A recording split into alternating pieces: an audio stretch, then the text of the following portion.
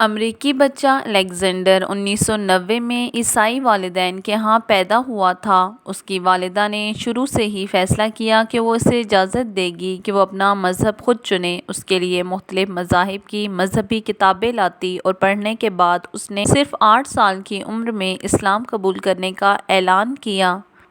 یہی نہیں، اس نے اسلام کے بارے میں بہت کچھ سیکھا۔ بغیر کسی مسلمان سے ملے اس نے نماز، حفظ قرآن، اذان اور شریعت کے مطابق اپنا نام محمد عبداللہ نبی کریم صلی اللہ علیہ وآلہ وسلم کے نام پر رکھا، جن سے وہ ہمیشہ بہت محبت کرتا تھا۔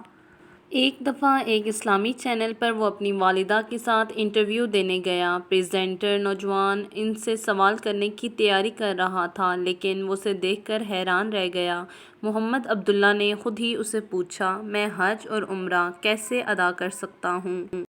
میرے دل میں اس کی شدید خواہش ہے۔ میں احرام کے کپڑے کہاں سے خریدوں؟ محمد عبداللہ اسکول میں مشہور ہے۔ جب نماز کا وقت آتا ہے، اکیلا کھڑا ہو کر نماز ادا کرنے کے لیے اذان دیتا ہے، پھر اکیلا نماز قائم کرتا ہے۔ پریزنٹر نوجوان محمد عبداللہ سے پوچھا، کیا آپ کو اس سے پریشانی کا سامنا ہے؟ اس نے ایک آہ بھری اور جواب دیا، کیونکہ مجھے اوقات کا پتہ نہیں چلتا، اور جب کبھی نماز پڑھتا ہوں تو اس صورت میں بچے ہنستے ہیں، میں ان کی پرواہ کیے بغیر نماز ادا کرتا ہوں۔ جب اس سے پوچھا گیا کہ تمہیں کس چیز نے اسلام کی طرف راغب کیا تو اس نے جواب دیا، میں جتنا زیادہ اسلام کے بارے میں پڑھتا ہوں اتنا ہی اس کی طرف آتا چلا جاتا ہوں۔ پھر اس سے پوچھا گیا کہ آپ کی خواہش کیا ہے؟ محمد عبداللہ چھوٹے بچے نے اسے جواب دیا، میری 2-3 خواہشیں ہیں۔ پہلی یہ کہ میں مسلمانوں کی صحیح تصویر پیش کرنے کے لیے فوٹوگرافر بننا ہے۔ مجھے امریکہ کی گندی فلموں سے بہت تکلیف ہوتی ہے جو میرے پیارے نبی کریم صلی اللہ علیہ وآلہ وسلم کی شبیہ کو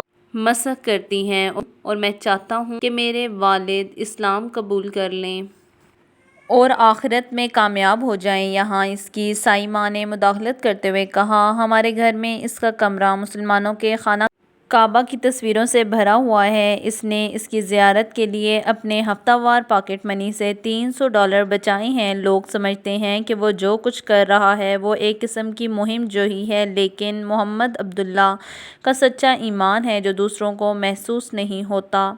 پھر اس سے پوچھا گیا، کیا تم رمضان کے روزے رکھتے ہو؟ اس نے جواب دیا، ہاں، میرے والد صاحب نے مجھے چیلنج کیا کہ میں ایسا نہیں کر سکتا، لیکن جب میں نے ایسا کیا تو وہ حیران رہ گئے۔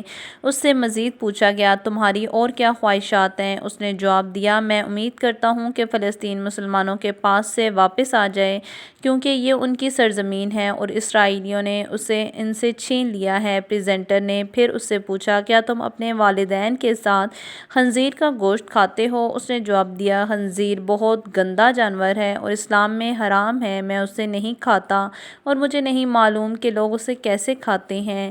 مغرب کی نماز کا وقت ہو گیا تو اس نے پریزنٹر کی طرف دیکھا اور کہا، کیا آپ مجھے اذان دینے کی اجازت دیں گے؟ تو اس نے کہا، کیوں نہیں؟